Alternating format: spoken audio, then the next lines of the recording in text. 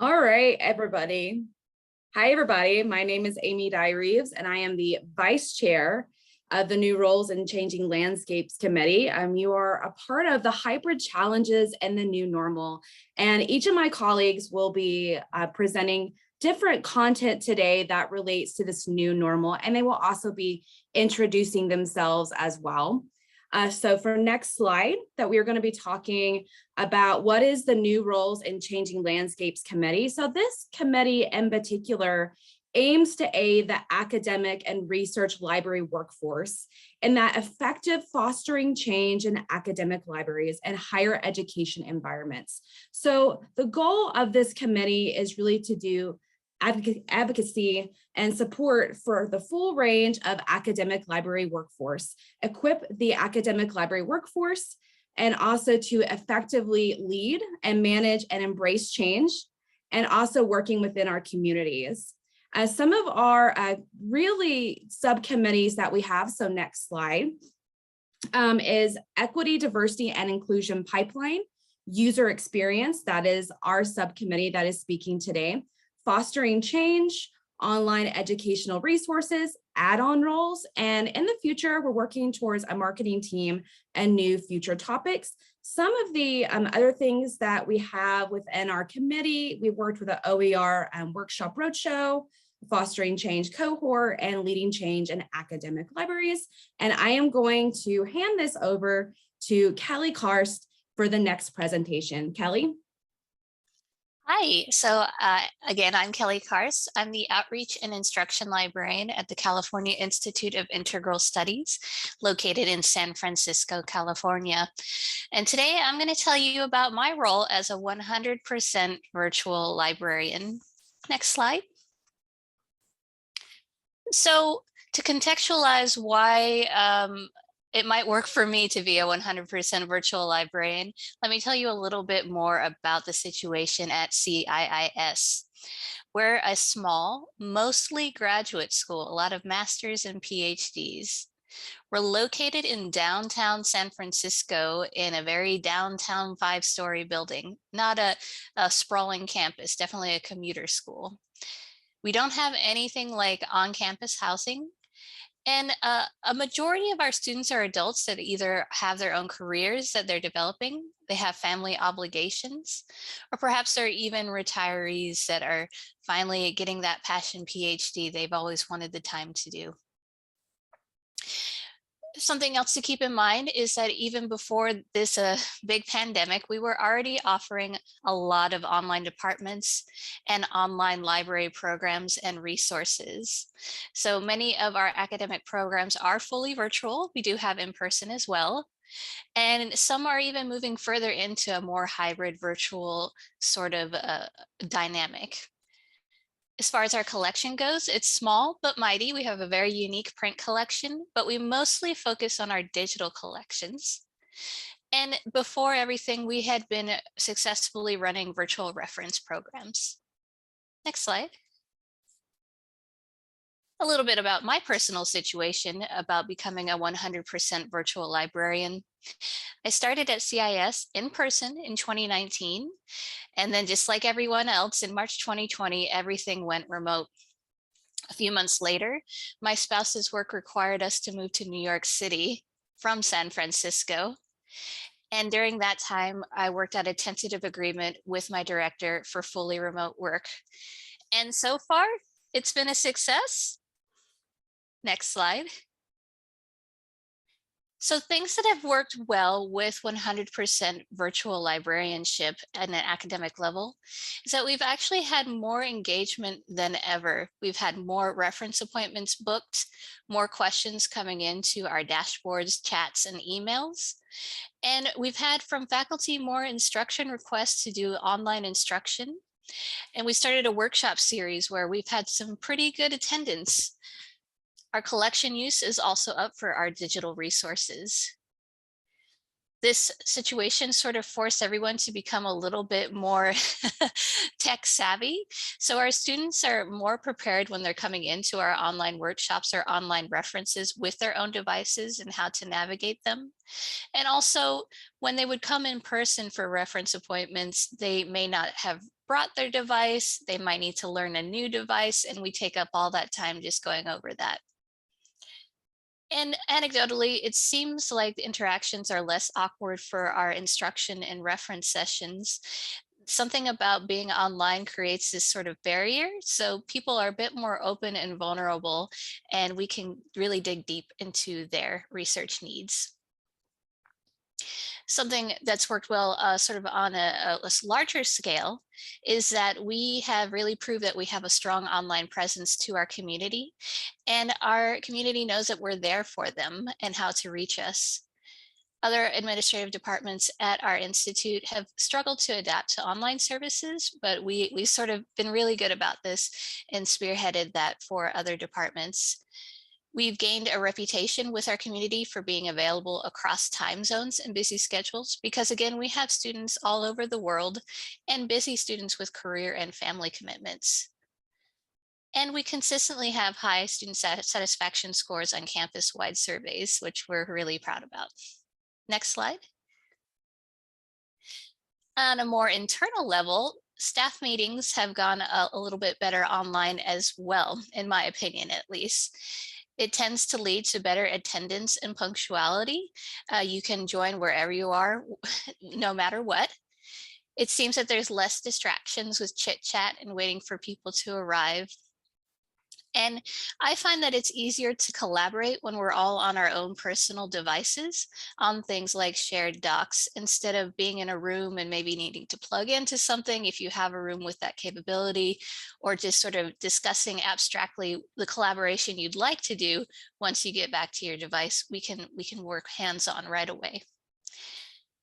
And then also, I'm usually on chat in case any students have questions while we're meeting, and I can just sort of drop off for a few seconds and be able to help students rather than having to sort of cut that off while we have meetings.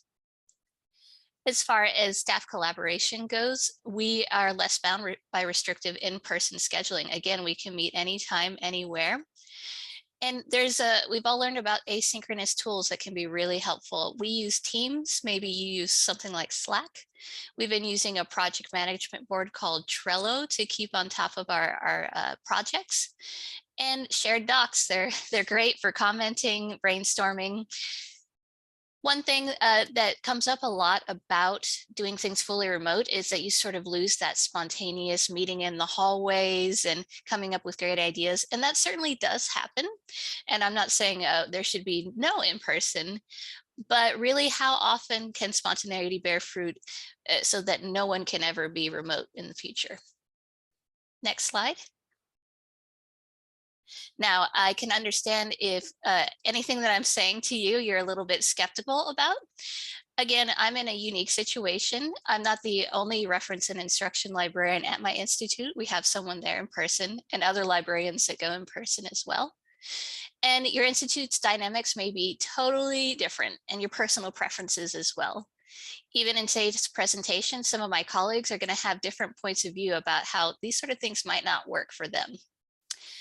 But in some cases, I found that 100% virtual totally works, and it works well. And now there is evidence to advocate for yourself if it's something you're interested in and can prove that it's going to be beneficial to your institute. Next slide. So, what does the future of remote work hold? I think none of us really know for sure, but next slide. There's some things that we can consider. So in our case, our community has shown that they're very happy with our programs, services, and resources. So if they're happy, it's hard for administration to argue with that. Things are working well. In our particular institute that we've been surveyed, some students certainly do want to be fully in person, but a lot of students mostly would like some sort of hybrid option or fully online. And so we want to be able to have someone that can be there for them 100% of the time. Even when we were offering in-person services before, we tended to have very low engagement. Again, people are very busy, especially with our population. So being able to do things online really opens things up for more of our community members.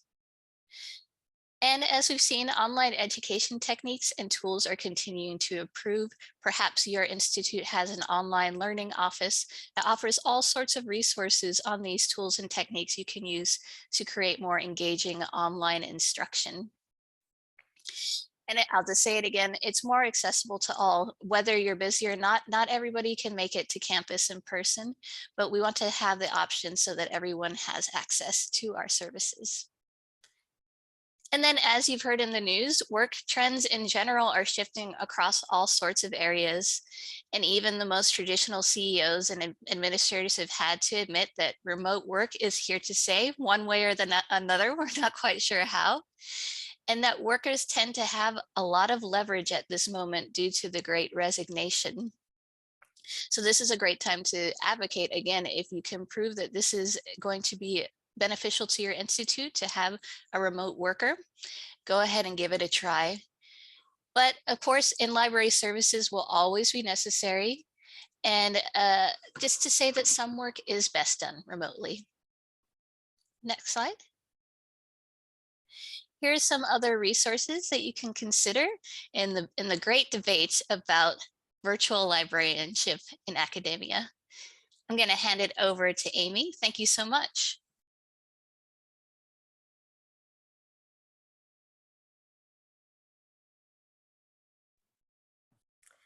Hi, everyone.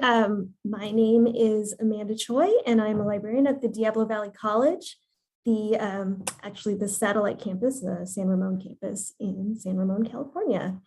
And I'm just going to do a little talk today about asynchronous library workshops and a challenge we encountered, which was capturing data of those beyond the first time they were used.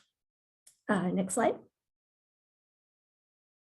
So to tell you a little bit about my context, Diablo Valley College is a Bay Area community college. We are FTES about 7,000, a little over 7,000 as of fall 2020. So probably that number has gone down a bit now.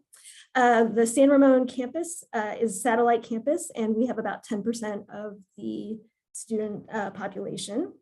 Most of our students are transferring into UCs and CSUs. And although I work at the satellite campus, I work very closely with the librarians at the main campus. We're a team of 5 full-time librarians. And during the pandemic, we were actually pretty successful at converting our instruction program into online modalities. So we had a lot of success using asynchronous workshop model. And what that looked like was we converted our one-shots into tailored standalone library research modules that could be delivered in Canvas, which is the LMS that our campus uses. So we would create these tailored modules for faculty, and then the faculty would embed them into their courses. And sometimes we would also be embedded in the course to participate in a discussion or to do some kind of interactive piece. But a lot of times we would just build these modules for faculty, and that was sort of the extent of it. And we have seen that our workshop numbers are actually returning to almost pre-pandemic levels as of last semester. Next slide. So the challenge we ran into with this model was that the first time faculty requested an online asynchronous workshop, it was very straightforward to capture use and evaluate the workshop. But then we found that going forward, faculty were just copying and pasting these workshop modules that we've made, lovingly made and put a lot of effort into, from one semester to the next. And so we were losing data. We weren't able to capture the actual use statistics of these workshops beyond that first time. We would encourage faculty to submit instruction requests, but because they didn't actually need us to do anything, that didn't really take hold. And we also weren't able to continue evaluating the workshops beyond that first use. Next slide, please. So the solution actually turned out to be really simple. I almost feel like it's one of those solutions where maybe everyone else will say like, oh yes, it's totally obvious. Why didn't you think of that in the first place? But I'm going to share it just in case anyone else is running into a similar situation at their institution, because it did kind of take some trial and error and groupthink before we came up with this. So one of our instruction librarians was using a 3-2-1 evaluation form. And if you're not familiar with that evaluation, it's just 3 simple questions. We asked students three things that they took away from the workshop, 3 things that they learned, 2 things that they still had questions about, and 1 thing they would change. And we decided that we would all adopt this evaluation form in all of our modules. And we created a form using Microsoft Forms. And I know a lot of people maybe use Google Forms to do this kind of work, but we decided to keep it in Microsoft Forms because our campus is a Microsoft campus. And this allows us to sort of easily share the form, share data collected from the form within our internal workspace. And we don't really have to go out into Google or into another system. So we created this form and, and actually, can you go back to the previous slide? So we created the form, and the form is embeddable. So we were able to make a Canvas page that we embedded into all of our asynchronous workshops. And we requested that faculty keep this form from semester to semester if they were planning to reuse the workshop. So we all used the same form, and that meant that we were all collecting data into the same place, and it would feed into one place in Outlook that we could all access. And the benefit of using this system was that we are now able to track faculty use beyond that first initial workshop. When faculty copy it over, we are still able to see, based on the returns of these evaluation forms, when it's being used, and we are also collecting feedback from students. And another sort of bonus that we didn't really anticipate was that we were able to see when faculty were sharing workshop with other faculty. We didn't really know that was happening, but then we started seeing forms submissions coming from classes that we had no contact with and never really worked with. So we knew that what must have happened is that the faculty had given it to a colleague. And that really helped us in terms of outreach as well, because we knew who we should contact. Okay, next slide. So I just wanted to show you what these forms look like. This would be the student view that they would see in Canvas. So you can see that the students don't need to leave Canvas. They can fill out the form within their course and hit submit. I think that's one of the reasons we've had good student response to it, because it's very simple. Next slide. And then this is what it looks like on the back end. We, all of the librarians who are teaching have access to this admin view where we can see responses, and there's sort of a more visual response view that we can see in Microsoft, but you can also see it in an Excel sheet, which is also handy.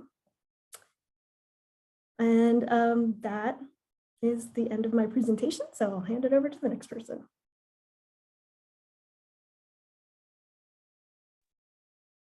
Great, thank you, Amanda. Good afternoon, everyone. My name is Tim Bodorf, and I'm a librarian at the University of Central Florida in usually sunny Orlando, Florida.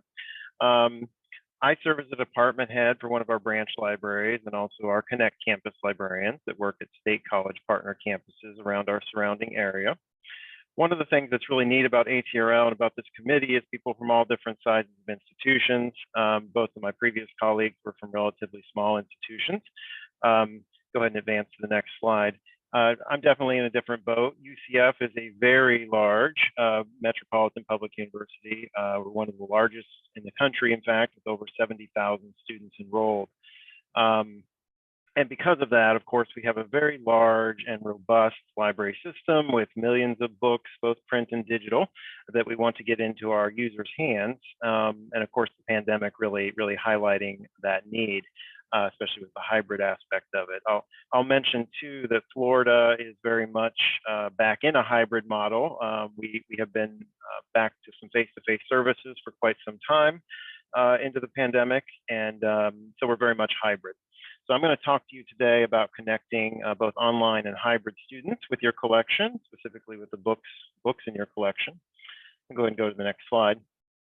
And it probably goes without saying that obviously the best way to do this is, generally speaking, ebooks. My institution has invested heavily in ebooks and also in people supporting that. So for example, we have a textbook affordability librarian now at UCF. And a variety of strategies relating to not just textbooks, so it's actually to all books of all types. But that includes promoting our library sourced ebooks. As I said, we work with many vendors and have hundreds of thousands of those, but it also includes trying to connect our faculty with open educational resources, some of which are created by our own faculty or others created by other faculty at other universities. We've also worked heavily with our campus bookstore and other campus partners on these kinds of initiatives. And I imagine many attendees on our webinar are very familiar with these type of initiatives that are probably happening around the country. The problem, as most of you know, of course, is that many key books are still not available as electronic books, either because they're not offered as ebooks at all, or they're not offered for sale to libraries, for sale or for lease to libraries. As you know, many textbook publishers now sell only individually to students. I think they've discovered that that's a more profitable model, and that can make it difficult to get these books into the hands of our students as well.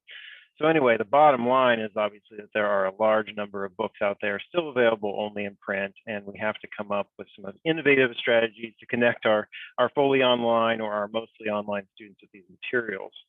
Now, I mentioned a couple examples here just in passing, so to speak. Many libraries, mine included, have developed robust print reserves collections over the years, and obviously we discovered that those were not terribly helpful in the pandemic, and as more and more of our students have gone online or hybrid. Now, depending on your institution and the way your institution interprets it, your ILL policies may permit you to small portions of these works to be digitized, such as a chapter or a small portion of the work, but that's obviously not a comprehensive or sustainable approach, and it doesn't provide access to the entire book in most cases.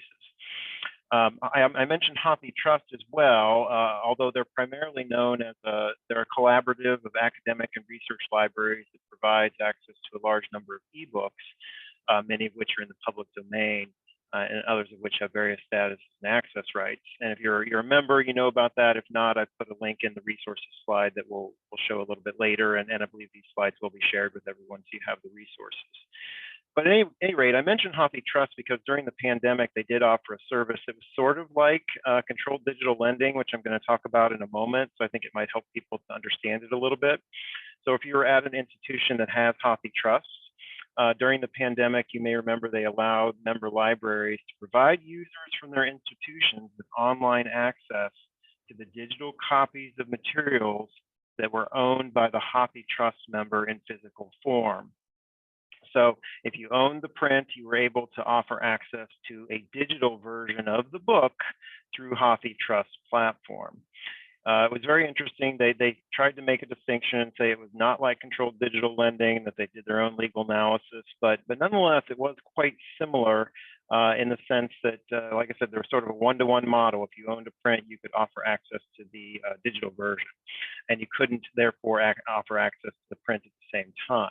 So it's kind of an interesting initiative, and I mentioned that because it is sort of like controlled digital lending. Which I'm going to talk about, and you can go ahead and advance to the next slide. So in general, controlled digital lending is this idea of, again, how can we make our legacy print collection available to our students, staff, and faculty when they're online? And so at the most basic level, controlled digital lending, or CDL for short, is the loaning of books from the print collection in a digital format.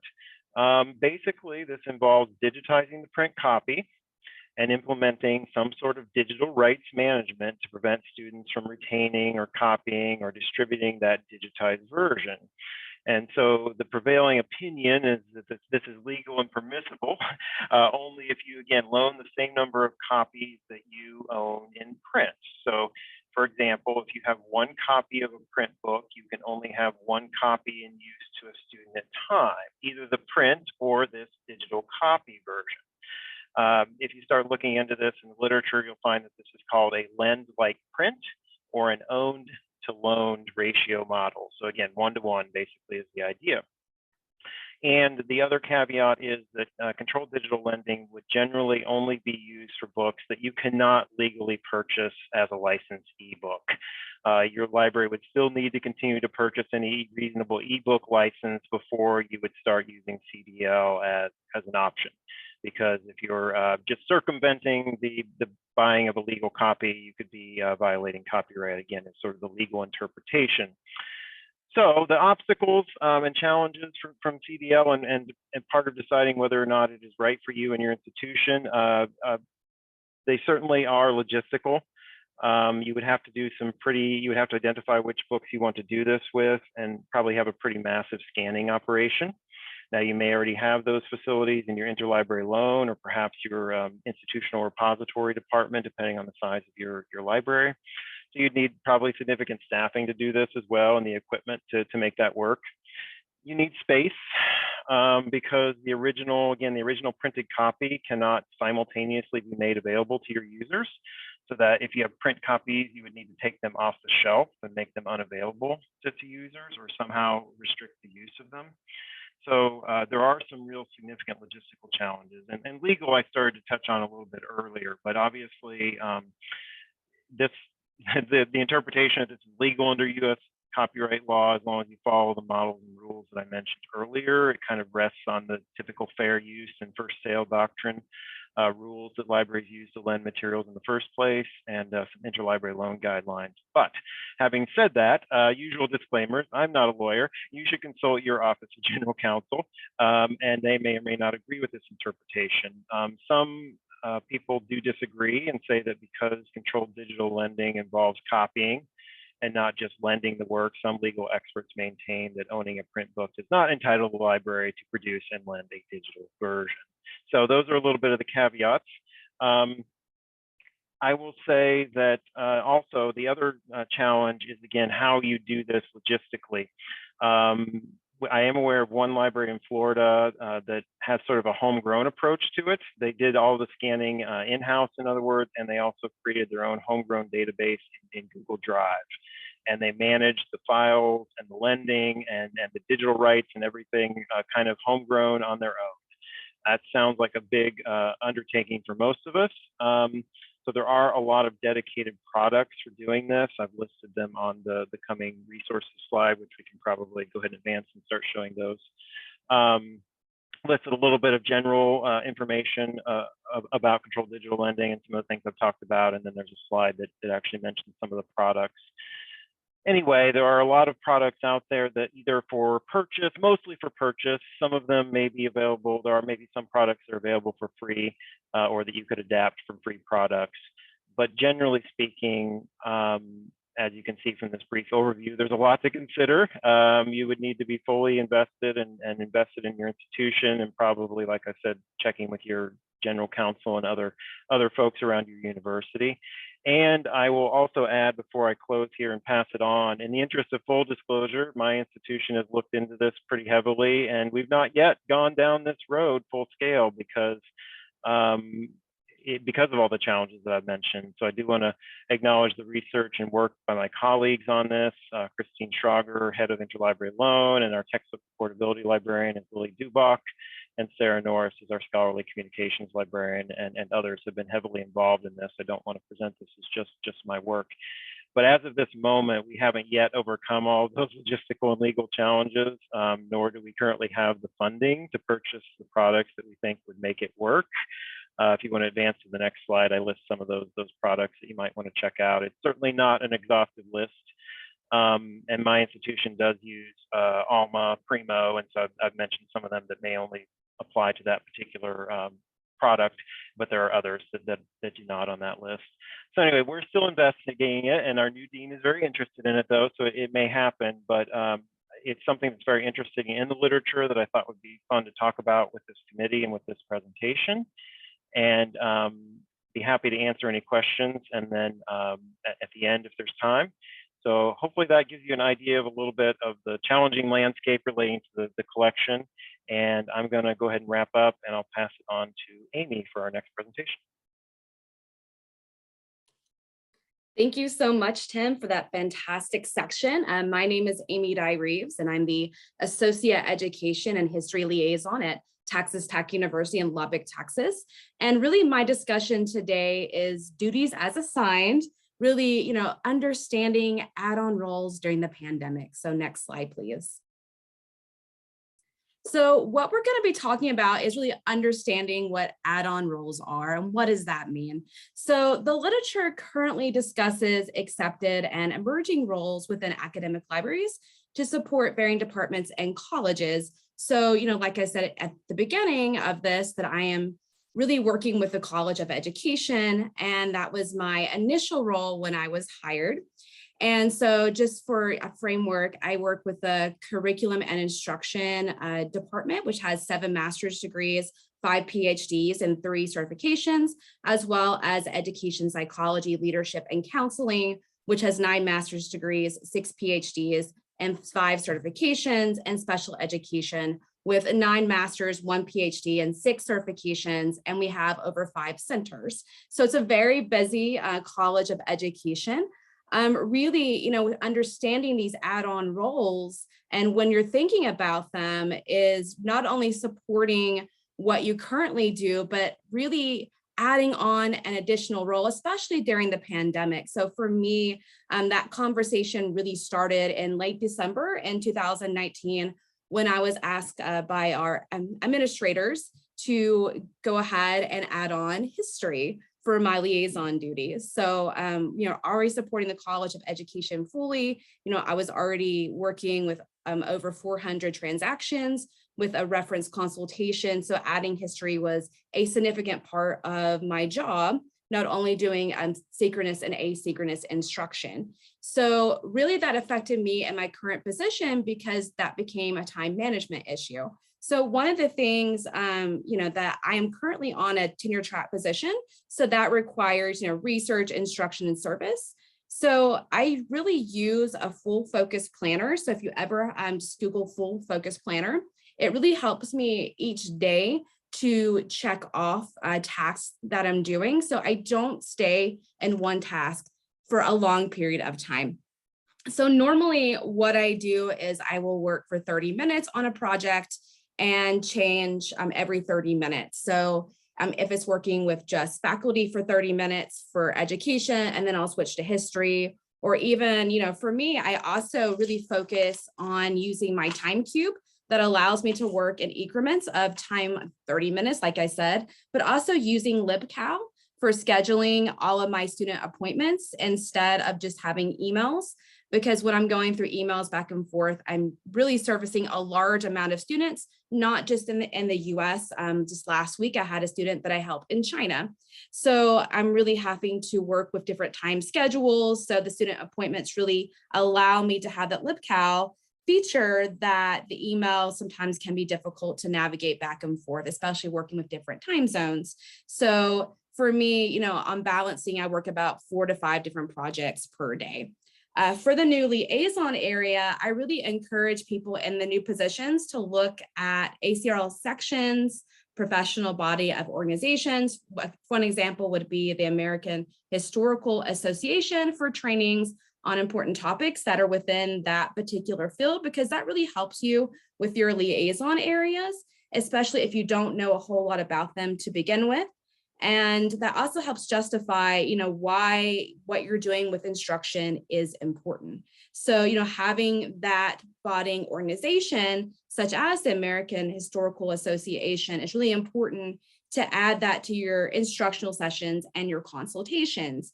And so really what I want to tell everybody is that you're not alone in this process. There's a lot of people who are currently working with their add-on roles or having additional roles. And so for me, I'm balancing not only social sciences and working with the College of Education, so quantitative, qualitative, mixed method study versus my history students, they're working with primary and secondary sources. So I'm wearing a lot of variety of hats, especially with citations with APA 7 and Chicago and Turabian. So for me, every day is different. I'm not sure what I'm going to get into with working with my students every single day. So it's always fun to do that.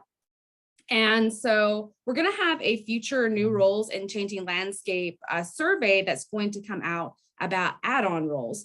Because when I initially was looking at some things for this presentation, I didn't see a whole lot of really articles that focused on some of these new add-on roles, because during the pandemic, we're all doing different things. So I saw a lot of emerging roles and things that are happening within our professional, organizations, just looking at ALA job listings, getting an idea of seeing some of those emerging roles, but really that lack of really supporting add-on roles there. But we do have a survey coming out. This is a new committee with new roles and changing landscapes. So just be on the lookout for that. So next slide. And for additional resources, I really consulted some fundamentals and also new directions for academic liaisons, because again, we're all doing different things with our liaison duties, but also some pandemic resources for academic libraries and ACRL. And so a lot of these really helped me formulate and think about my new role and really balancing between one discipline to the next and how challenges are every single day. I do most of my job virtually online. I am here in Lubbock, but most of mine within the College of Education are online. I do have mostly face-to-face with the Department of History, but I do offer Zoom consultations face-to-face. I have an office within my College of Education as well as in the university libraries. So I travel a lot around for all my different liaison duties. And I'm excited to just be here with you today to answer any questions. Maybe you're going through the same change or add-on roles, and to really stress that you're not alone in this process. For the next slide and presentation, I'm going to hand that off to Erica Watson, who's fantastic. Erica. Thanks. Hey, everyone. I'm Erica Watson. I am the Electronic Services Librarian at Contra Costa College. That is in the East Bay of the Bay Area. Next slide. You don't need to look at my picture. We're a small college and getting a little smaller. Registration. In the fall of 2021, we were at 5,300. We, like Amanda, we do deal with a lot of transfer students, and we also have some vocational programs that are fairly robust, like nursing, automotive, and culinary. So, March 2020, we went completely remote, except for the Chromebook pickup, which started through the library and has stayed through the library. Fall and spring, we have a lot of physical materials on reserve that we just couldn't get out to students. So we set up scanning appointments, which were very popular, so they could come in and scan their materials. Because we kept getting people knocking on the door during the scanning appointments, asking if we were open, can I come in and study, I need to use Wi-Fi, whatever. We decided to do a soft summer opening. We, along with the bookstore and the Welcome Center, were the only places that were open on campus for summer. We had limited hours, 2 days a week, and services like you could use the computer and things, and of course, I don't even think we could had it searching for books. You had to go and ask a librarian, and of course the remote services that we had since March of 2020. Last semester we opened up more, and they wanted more for spring, and now we're almost completely back to where we were as far as being open for in-person services. Next slide, please. So I want to talk about a few of our hits and misses of technology for student interaction or for student success in Claire classes. I swear people think I work for Google because I cannot say enough good things about the Google Voice offer. And I thank Amanda for that because she was the one who introduced me to it. We have a lot of part-timers who work in reference, the reference desk, virtually and in person. And so it's been a really great tool for us to be able to know what people have said to students and to have a log so we can make sure that when they say that we haven't talked to them, we can go back and check. You can access it's all web-based. So you can actually literally answer the phone through the Google Voice on a computer.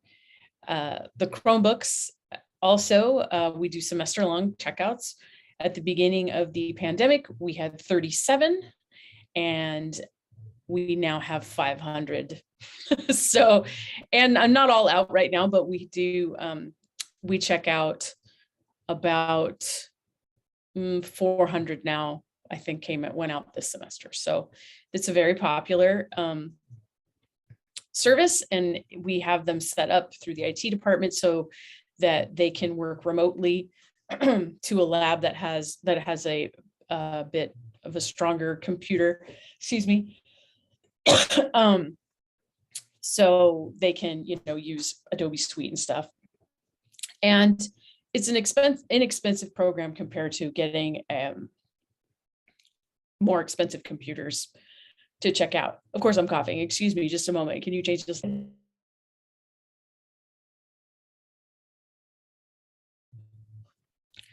Unlike Kelly at CIS, our library reference Zoom appointments have been a total dud. We have some, and we offer maybe 12 or 15 now, and we get very few. We have evening, we have morning, we don't have weekend, but I'm thinking about it, but they just don't fill. Total swing and a miss for us because our students want to come in and talk to our faces, and so, or just drop in through the chat. Another total miss was scientific calculators. We had about 10 when the pandemic started, and they all went out. So I said, oh, we got to get more. So I think I got 40 or 50 now that are just sitting in a box and nobody cares. I even made a flyer and sent it to STEM and crickets. So you just don't know. Next slide. So now what we're doing is we're walking the tightrope, and we're figuring out how we serve in-person students remotely and remote students in person. We have to keep virtual presence because what the pandemic has shown is that asynchronous classes are very, very popular, and we need to be nimble and ready to move and make videos for asynchronous courses for those instructors to load in, or have evening hours when we're not physically here. My apologies. And I, of course, run out of water. So what we're looking for fall is having a way to bridge the gap so that we can serve students wherever they are and however they want it. Again, I'm going to give my 2 cents to Google Voice. Why we're continuing using Google Voice is that we still have some remote hours, but we're almost all in person. So now we have the Google Voice ringing, that phone number ringing at the reference desk. It's very easy to do, which has been really great because there are students who came in fall who only know that number. So I don't want to give them another number, that they can't text in, and they do like the texting. We're looking at more semester-long checkout options, perhaps some controlled digital lending, perhaps some hotspots, though those are complicated. And, we are going to probably survey and see what is the best way for us going forward to fall. What's the best way for us to serve the students, regardless of what their class is, either in person, hybrid, or totally remote. And that, I'm done. If people have questions.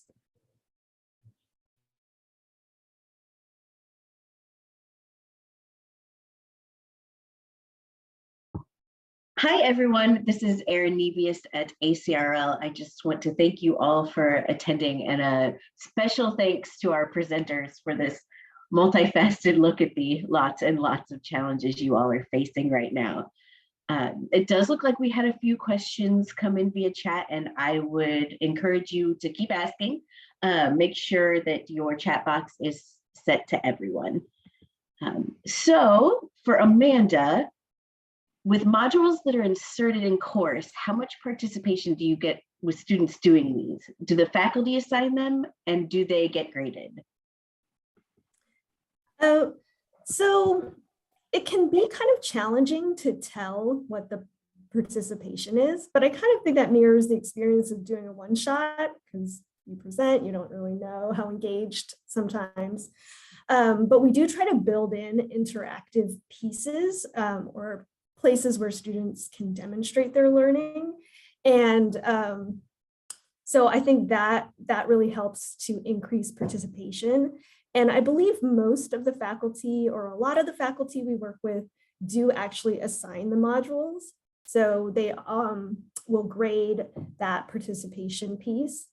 So for example, my colleague Emily is here, and I know she does a lot of discussions and in her modules, and she'll participate in those. So it's always nice when you can be embedded when you're running these modules and participate in them.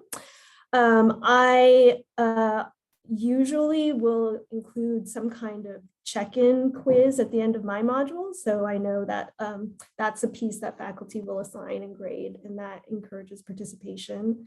I also often, for a few of these workshops, have created an assignment that students can complete. And with a couple of the faculty that I have a closer relationship with, I actually grade that assignment for them.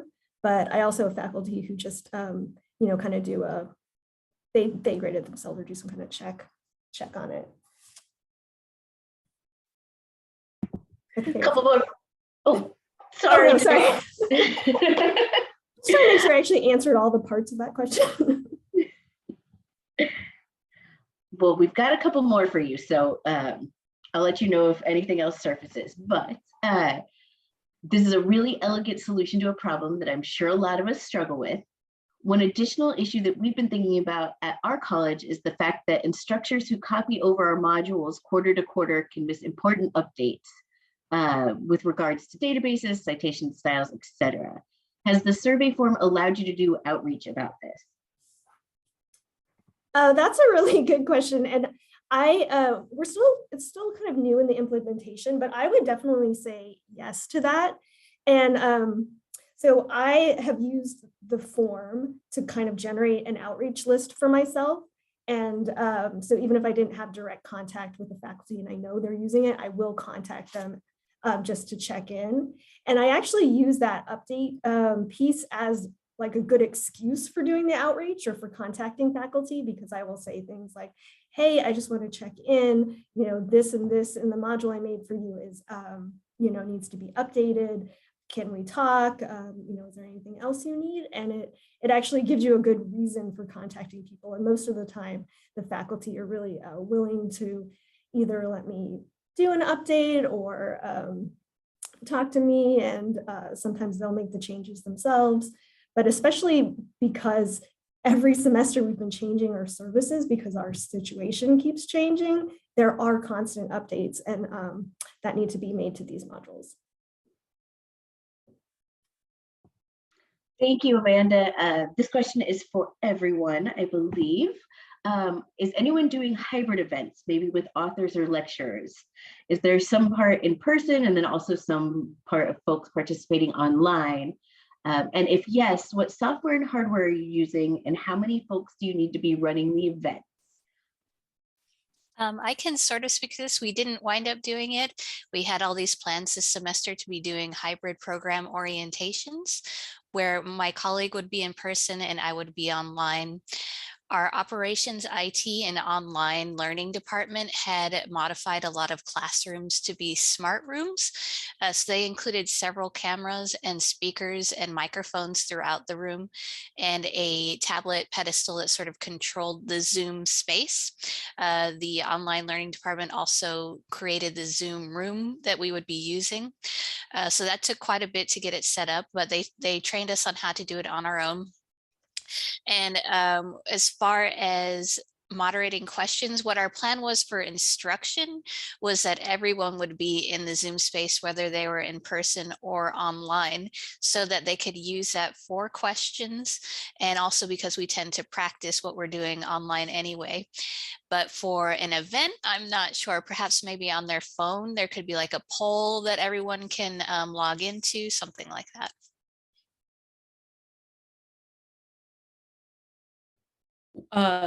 We are thinking about doing an hybrid event later in the semester. We do library workshops that have been obviously all online, and we are thinking about using our newly redone library classroom so that students can come in. We have laptops now in there that they can come in and see us in person. There'll be 2 of us, and then and also have the being over Zoom live, and a librarian managing the chat. But we haven't done it yet. So anybody wants to reach out to me and ask me how it goes, it's fine. But that was what we were going to do. A little more, pretty lo-fi, but using the kind of the tools that we already all kind of know how to use.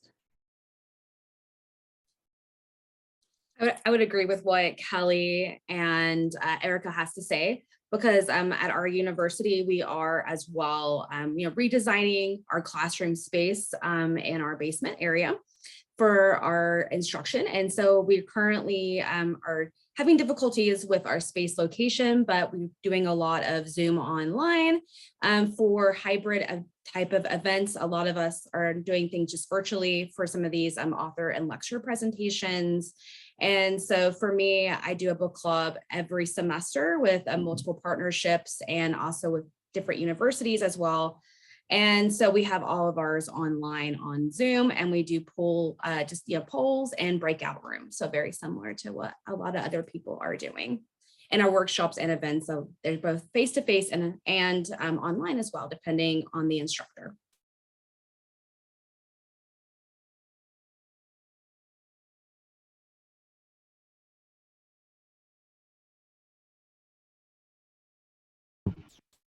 We do have time for a few more questions, so don't hesitate.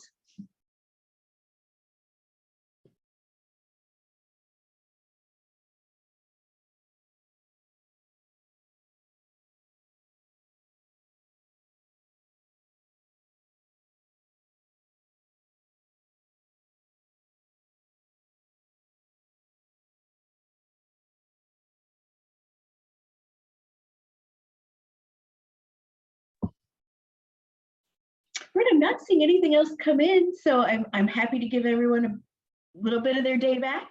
From ACRL, I want to thank our presenters again very much. That was wonderful. And thank you everyone for attending. Always enjoy having you. And we will send an email with the recording of the video, and we'll include the slides as well, so you get access to all those resources the presenters included.